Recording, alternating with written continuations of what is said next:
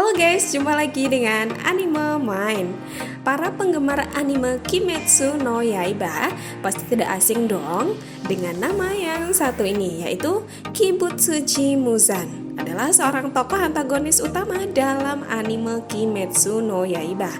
Kibutsuji Muzan ini berhati dingin dan kejam, sangat terobsesi untuk menjadi makhluk yang abadi dan sempurna guys. Namun, ada beberapa fakta menarik yang mungkin belum diketahui banyak orang. Apa saja fakta-fakta terkait Kibutsuji Muzan, sang raja iblis? Sebelum masuk ke intinya, boleh dong jempolnya, klik tombol like and subscribe agar channel Anime Mind terus berkembang ya guys. Fakta yang pertama, Andara dengan Kagaya Ubuyashiki, atau yang belum kenal dengan Kagaya, itu adalah pemimpin Demon Slayers. Intinya pemimpin pendekar yang baik gengs. Kagaya Ubuyashiki ternyata memiliki hubungan darah dengan Muzan guys. Keluarga mereka memiliki kutukan abadi karena telah melahirkan iblis yang memangsa manusia. Kasihan ya, jadi karena kutukan itu, seluruh anak laki-laki akan menderita penyakit mematikan dan akan meninggal sebelum mereka berumur 20 tahun. Namun, seorang pendeta berkata bahwa untuk menghilangkan kutukan tersebut, keluarga Ubuyashiki harus mendedikasikan hidup mereka untuk memusnahkan Muzan. Hal ini sendiri diungkapkan oleh Kagaya Ubuyashiki pada chapter 137 ketika Muzan menemuinya gengs. Yang kedua, Kibutsuji Muzan adalah seorang kakek-kakek tua. Si Muzan terlihat sehat, segar, bugar seperti seorang bisnismen mapan di usia 30 tahun. Percayakah kalian para animers bahwa Kibutsuji Muzan ini ternyata telah berusia lebih dari 1000 tahun? Lalu, apakah seorang Kibutsuji Muzan yang sering disamakan penampilannya dengan legend Michael Jackson hingga memiliki meme tersendiri terlihat seperti seorang kakek-kakek tua renta?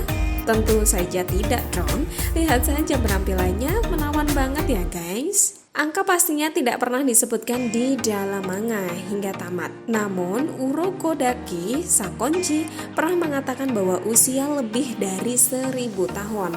Fakta ini diperkuat dengan data yang didapat bahwa Muzan hidup sejak era Heian, yaitu sekitar 795 sampai 1185 Masehi gengs. Latar belakang anime Kimetsu no Yaiba, era yang sedang berlangsung pada era Taisho, yaitu pada tahun 1912 sampai 1926.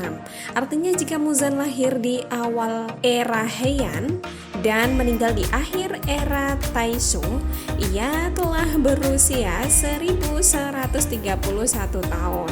Wah, bisa dibilang hampir abadi ya gengs. Fakta yang ketiga yaitu jumlah jantung dan otak yang fantastis.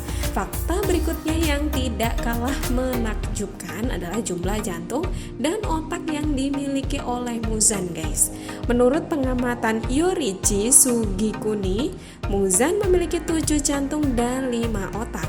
Bisa dibayangkan seberapa cepat otak Muzan berpikir, kelincahan, kecepatannya, dan bagaimana ia merespon terhadap sesuatu.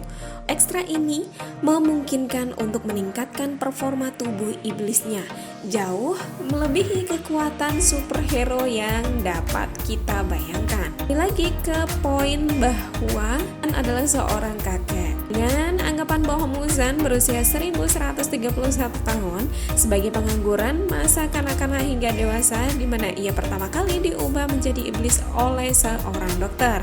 Anggap saja pengalaman bertarung yang ia miliki adalah sekitar 1115 hingga 1120 tahun. Tentu dengan pengalaman sebanyak itu, ia telah mengasah kemampuannya dengan sangat matang guys. Sebagai seorang raja iblis, ia juga memiliki kemampuan khusus. Ia bisa mengubah manusia menjadi iblis sesuka hatinya. Membunuh iblis ciptaannya melakukan telepati dengan iblis di sekitarnya, melakukan perubahan bentuk ketika terluka. Pada pertarungan terakhir dengan para Hashira pun, jika mereka tidak dibantu oleh racun milik Tamayo, para Hashira sudah dipastikan akan kalah. Perlu diingat bahwa jumlah Hashira saat itu yang melawannya berjumlah 5 orang, yaitu ada Gyo, Mistori, Obanai, Sanemi, dan Gyomei, ditambah Tanjiro, Inosuke, Zenitsu, dan Kanao. Wah, banyak banget ya gengs. Fakta yang kelima, dapat berubah wujud. Seperti yang kita ketahui pada anime Kimetsu no Yaiba, Muzan memiliki penampilan seperti Michael Jackson, yaitu seorang bapak-bapak muda dengan jas serta topi fedora. Pada wujudnya ini, istri dan anaknya memanggilnya Tsukiko. Pada bagian akhir anime juga, sekitar episode 23, terlihat Muzan Willowmon dalam rupa perempuan berambut panjang yang menggunakan kimono hitam dengan motif bunga. Dalam manga setelah Mugen Train Art kembali dengan rupa anak laki-laki berkulit pucat yang memiliki alergi terhadap cahaya matahari. Dalam rupa anak-anak ini, ia bernama Toshikuni. Pada wujud Toshikuni, ia sama sekali tidak tampak seperti seorang iblis. Namun ketika Akaza datang untuk memberi laporan, seketika itu juga kukunya tumbuh dan matanya tiba-tiba meruncing seperti mata iblis, guys. Wujud Muzan yang selanjutnya adalah wujud ketika sedang bertarung. Pada wujud ini, rambutnya berubah menjadi putih, tangan dan kakinya tumbuh daging-daging dengan mulut serta gigi tajam.